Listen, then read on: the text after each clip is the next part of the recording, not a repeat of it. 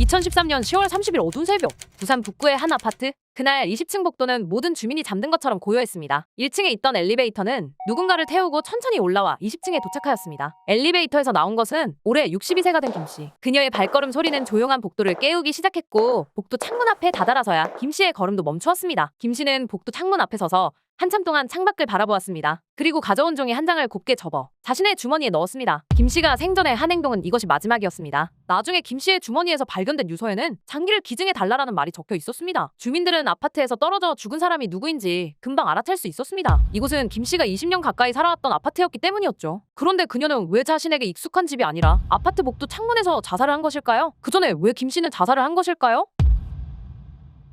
사실 김씨에게는 얼마 전까지 함께 살던 동거인 허씨가 있었습니다. 허씨와 김씨는 모두 62세 동갑내기로 같은 여자상업고등학교를 졸업한 동창이었죠. 두 사람은 성인이 된 이후부터 지금까지 40년간 쭉 함께 살아왔습니다. 주로 허씨가 경제활동을 하고 김씨는 집에서 살림을 했다고 전해집니다. 하지만 두 사람이 20년간 같이 산 아파트는 김씨와 허씨가 함께 돈을 모아 장만한 소중한 보금자리였습니다. 이 보금자리가 위협받기 시작한 것은 허씨가 갑자기 말기 암 판정을 받기 시작하면서부터였습니다. 두 사람은 100세 시대에 이제 60대 초반밖에 되지 않았으니 상속이나 재산 분할 같은 것은 먼 이야기라고 생각하며 살아왔었죠. 그래서 두 사람의 재산과 살고 있던 아파트까지도 모두 허씨의 명의로 되어 있었습니다. 두 사람은 뒤늦게 허씨의 명의로 되어 있는 아파트와 사망보험금 수령인을 김씨로 바꾸려 했습니다. 하지만 어디선가 허씨의 암 소식을 들은 허씨의 조카가 갑자기 나타났죠. 평생 연락 한 번 없던 그는 친인척이라는 이유만으로 허씨의 법적 대리인이 되었습니다. 그리고 법적 대리인의 자격으로 허씨의 명의로 되어 있는 모든 재산에 대해 소유권을 주장하기 시작했죠. 조카는 김씨가 허씨를 간병하는 것부터 막았습니다. 동거인은 법적 보호자가 아니기 때문에 허씨의 간병과 면회에 대한 권리는 최우선적으로 조카에게 있었거든요. 김씨는 조카가 허씨와의 만남을 모두 막아버리자 홧김에 집에 있는 폐물과 허씨의 통장을 집에서 챙겨나왔습니다. 조카는 김씨를 곧바로 절도죄로 고소하였습니다. 그리고 김씨가 출입할 수 없도록 아파트 열쇠도 전부 바꿔버렸어요. 말 그대로 빈털터리로 집에서 쫓겨난 김씨는 거리 생활을 전전할 수밖에 없었습니다.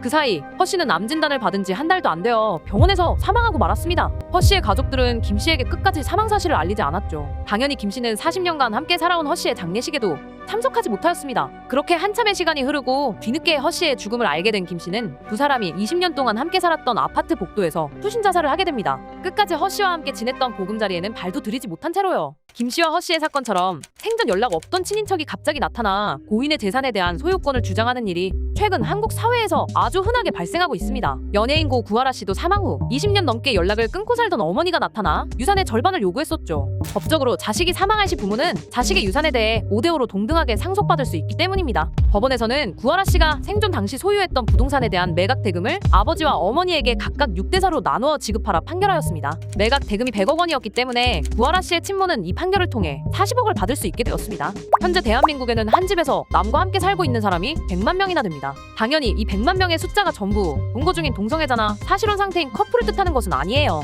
사랑해서, 편해서, 어쩌다 보니 등등 다양한 이유로 남과 함께 살기로 선택한 사람들이 한국 사회에 100만 명이나 존재하고 있죠.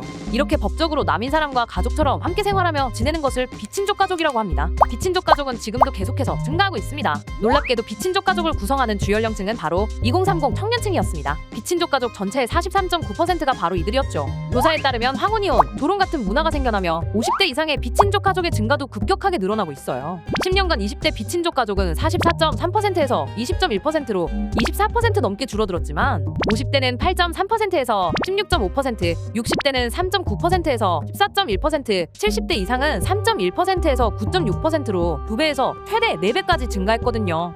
비친족 가족으로서 함께 사는 동거인의 성별도 이성 50.1%, 동성 49.9%로 거의 반반에 가까웠습니다. 가족보다 더 가까이 혹은 가족과 다름없이 지내고 있지만 이들은 법적인 가족이 아니기 때문에 제도적으로 아무런 보호도 받고 있지 못하고 있습니다. 법정 대리인이 아니기 때문에 보호자로서 수술 통해서 사인은 물론 수술 결과에 대해서 듣지도 못하죠.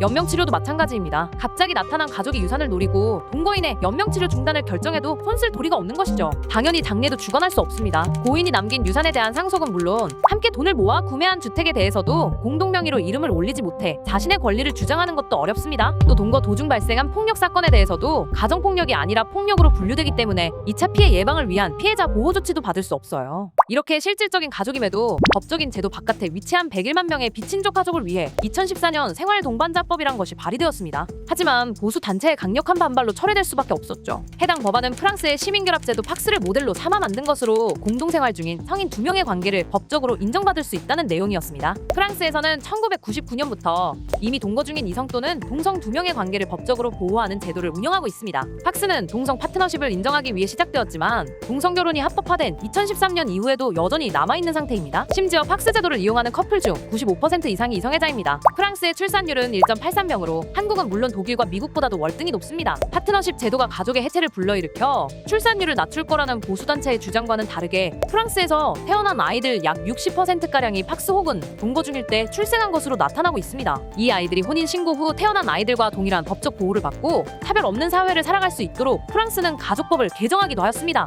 영국도 동성애자 커플의 기본권을 보장하기 위해 도입했던 시민동반자법을 몇 년 전부터 이성애자 커플에게도 적용될 수 있도록 점차 확대해 나가기 시작했습니다. 영국에서도 동거가족은 20년간 2배 이상 늘어날 정도로 빠르게 증가하는 가족 형태이기 때문이죠. 2023년 4월 다시 한번 기본소득당 용해인 의원에 의해 생활동반자법이 국회에 발의되었습니다. 하지만 다수당인 민주당에서는 최초의 의도와 달리 동성 간 동거에 대한 거부감을 우려해 이성 간의 동거만 지원하겠다는 쪽으로 입장을 바꿨다는 것으로 전해졌어요. 반드시 성애적인 관계가 있어야만 함께 지내고 가족처럼 살 수 있는 것이 아닌데 말이죠. 오늘날 한국의 가족 지원 제도는 정상 가족의 형태에만 집착한 것처럼 보입니다. 남자와 여자가 결혼이라는 제도를 통해 법적 관계로 묶이고 그 과정에서 엮인 사람들까지 만을 가족이라 인정해주고 있으니까요. 하지만 가정폭력을 일삼는 아버지, 가정을 버리고 떠난 어머니, 부모에게 폐륜적인 행동을 반복하는 자식을 사회는 더 이상 가족이라 이야기하지 않습니다. 그들이 가족의 형태를 띠고 있어도 가족의 의미에서는 벗어났기 때문입니다. 이제는 법적으로도 가족의 의미에 대해 다시 한번 생각해 볼 때가 되었습니다. 남남을 가족으로 인정해주는 것은 사실 가족의 해체가 아니라 가족의 재구성, 다양한 모습의 가족 확대에 가까운 일 아닐까요?